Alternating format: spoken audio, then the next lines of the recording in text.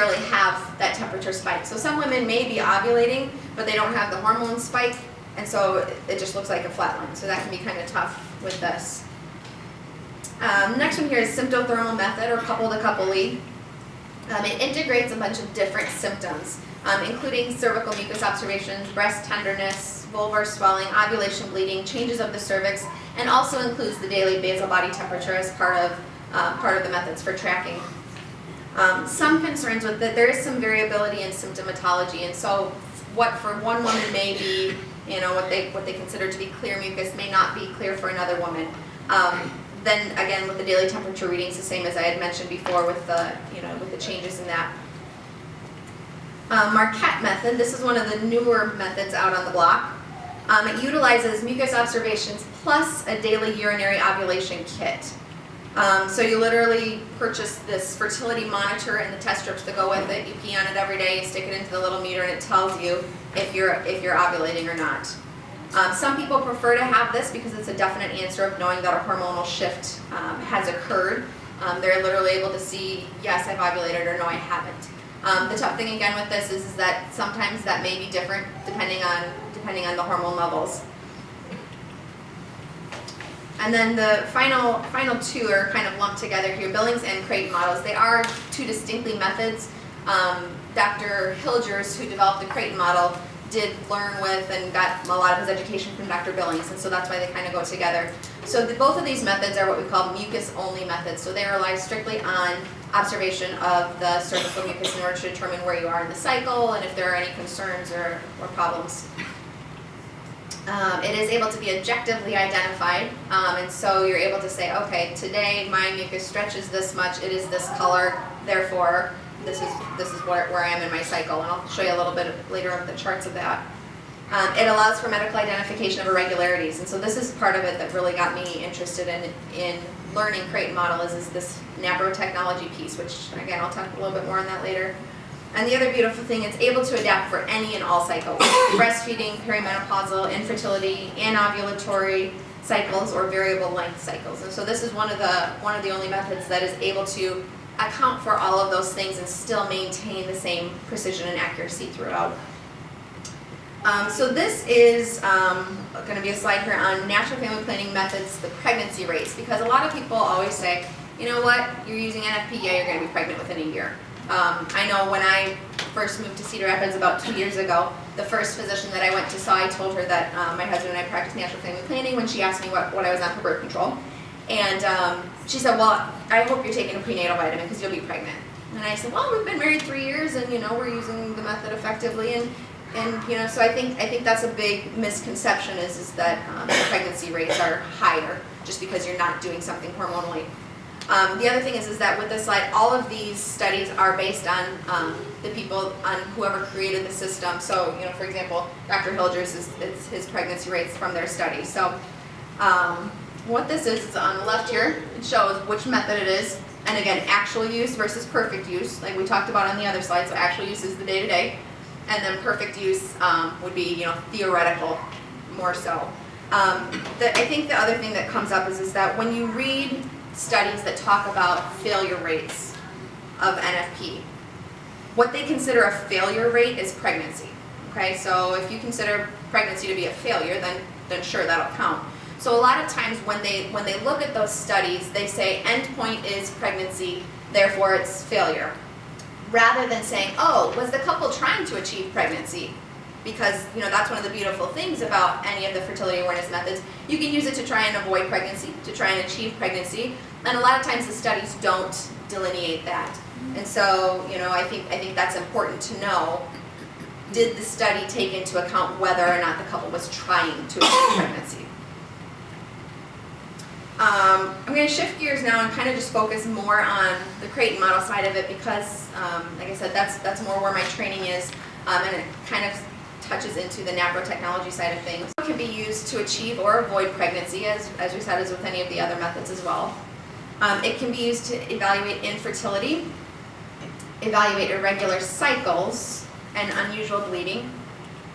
It can help to identify ovarian cysts without even needing to get an ultrasound. To treat PMS, and to treat postpartum depression. So there are specific, well thought out, defined protocols for treatment of all of these things.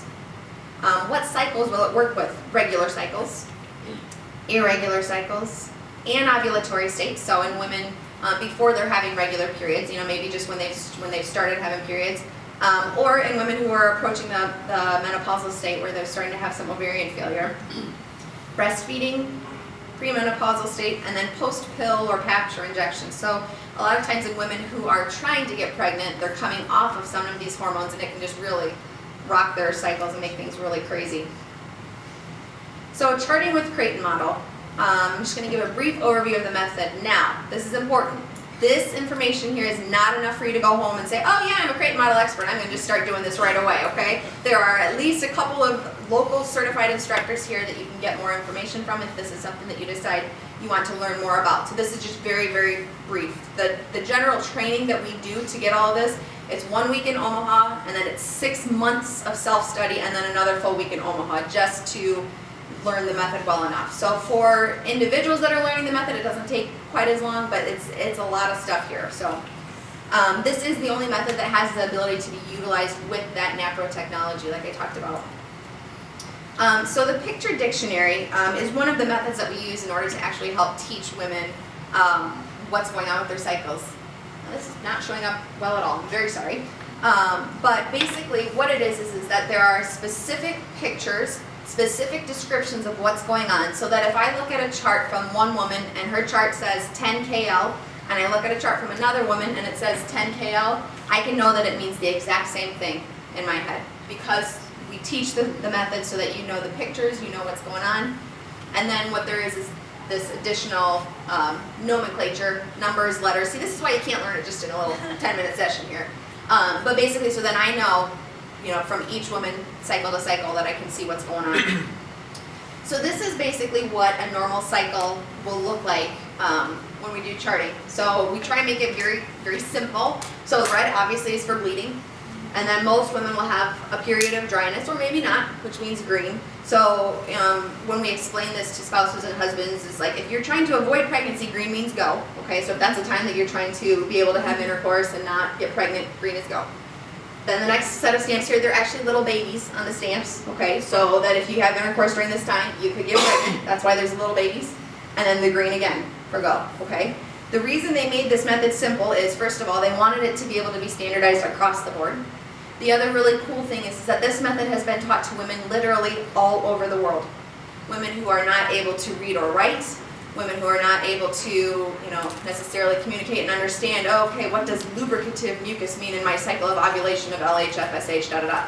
They aren't going to know all of that's going on, but they make it simple enough so that everybody can know what's happening.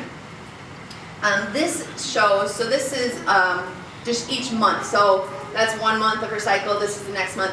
These three cycles are all in the same woman, okay? So you can see it varies a whole lot from cycle to cycle as far as how many days it is, 28 days, 25 days, I think that's 33 days from cycle to cycle. And if you look at where do the little babies fall, it's very different from each cycle. And so for somebody that's trying to get pregnant, if they've been told, aim for day 14, and that's probably when you're ovulating, in the first cycle, yeah, that works fine, okay? That little P means the peak day or the day that she's ovulated.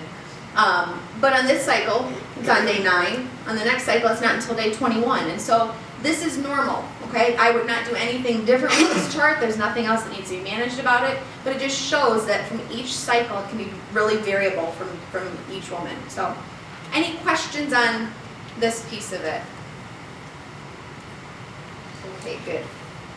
And then the last little section that I'm supposed to chat about here is infertility and the prevalence of infertility.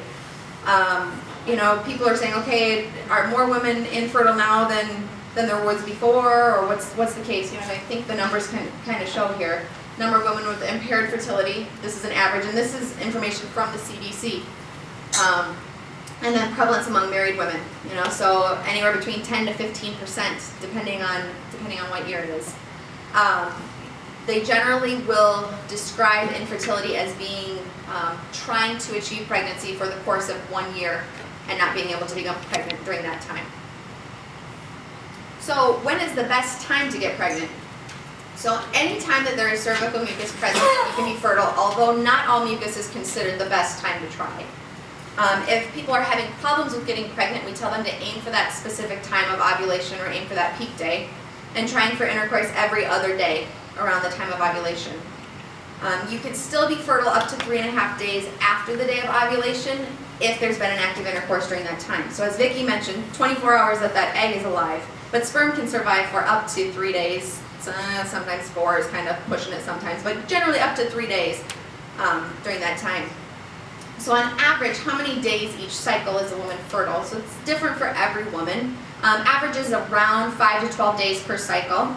And then again, like I said before, all days that mucus are present are considered to be fertile days.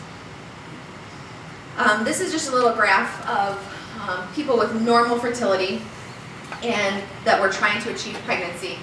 So along the left side here, it's cumulative pregnancy rate, and along the bottom, the cycle the pregnancy was achieved, so each consecutive month.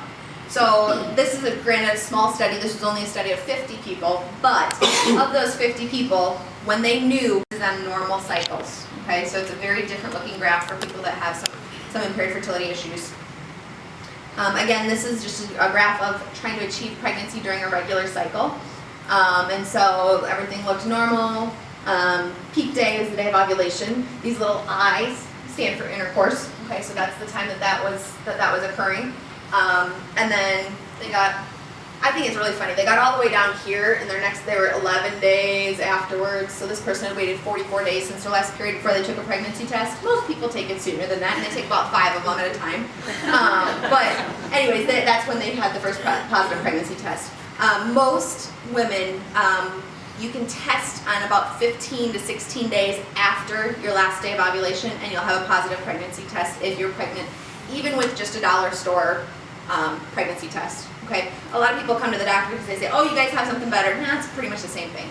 Okay, sometimes they're a little bit more accurate, but we still say roughly 15 to 18 days after you've ovulated that we'll be able to figure that out. This is achieving pregnancy in a long cycle. So remember, like I had said before, a lot of people will say, "Oh, I'm trying to get pregnant," and they say, "Okay, aim for 2 weeks after your last period." Now, if this couple had aimed for day 14, they probably wouldn't have gotten pregnant because she didn't ovulate for another whole 10 days.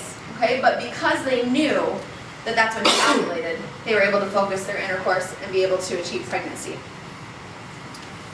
This is probably one of my favorite slides. I know it looks crazy for you guys. I just like colors and lines and stuff. But so this is actually 3 different women on the same chart, and basically it's showing the fertility-focused intercourse. Now the reason that this is so cool is because all 3 of these women were told they would never get pregnant because their husband's sperm counts were too low. Okay, normal sperm count when it's evaluated is somewhere around 20, 25 million. Okay, they say anything less than 15 million is considered no good. Very top line, this man in his sperm analysis, they found only 30,000 sperm, okay, as opposed to 25 or 30 million. They were able to get pregnant because they focused right around the time of intercourse. It only takes 1 sperm, okay? You don't have to have 25 million, okay? The second line here, this was a couple that had 116,000 sperm. And again, based on fertility-focused intercourse, were able to become pregnant. The other thing with this chart, look at how long it took until she finally ovulated. She was on day 31 of her cycle, okay? So a couple things going on here. And again, she waited, until back there before she had a pregnancy test. And then this bottom line here, this couple had sperm count of only 50,000, in somebody that looks like she has a normal looking cycle. And so again, they really focused intercourse towards the time of ovulation, and then were able to obtain a positive pregnancy test and a beautiful baby. So the NAPRO technology, so this is, like I said before, this is kind of the bread and butter of what I do. NAPRO technology stands for Natural Procreative Technology. It utilizes what's seen in the crate model charting to formulate an approach to evaluate these menstrual cycle irregularities that so many women have. I use it a lot in helping to evaluate couples with infertility, polycystic ovarian syndrome, which is seeming to become more and more of an issue. Premenstrual syndrome, or PMS, a lot of people just think, oh, she's moody and whatever and going crazy, and she just is PMSy. Well, PMS is a disease. It's not a normal state, and for a lot of women, we've been able to get a lot of good relief, good help through evaluation of their symptoms. Evaluation of long and irregular cycles, and then irregular bleeding. So what does evaluation consist of? It's typically at least 2 cycles of charting, which you can learn through the fertility care practitioners. And then targeted lab work evaluation around the time of ovulation. And so in general, a lot of OB offices, if they're doing a workup for infertility, they'll say, okay, you ovulate on day 14, so therefore we're going to draw your blood on day 15, and then we'll know whether or not things are good. Well, as I pointed out earlier, it's not a cookie cutter thing for people. So we have to know when are you ovulating, and therefore time your lab work for after that's done. And then an ultrasound to assess anatomy. So as Vicki was mentioning before, some of these women may have uterine anomalies. We have no idea that's going on until we do the ultrasound. Nanotechnology treatments. And I hesitate to go a whole lot into this because there's the book that we learned, it's ridiculous. It's probably like a 5-inch thick book that talks about diagnosis, treatment, all that stuff. So just in general, the treatments are dependent upon the diagnosis. A lot of times it will include bioidentical hormone supplementation, which we time to the cycles. May include some vitamin recommendations, and sometimes requires specialized surgical interventions. So just as a brief example, for somebody with PMS symptoms that comes to me for evaluation of their concerns, they'll be charting, they'll bring their chart to see me, we'll do a lab work evaluation timed around the time of their ovulation, and then depending on what their hormone levels show, determines what we would prescribe for treatment. So for some of these women, it ends up being that they have a progesterone deficiency. For some, they have a progesterone and an estrogen deficiency.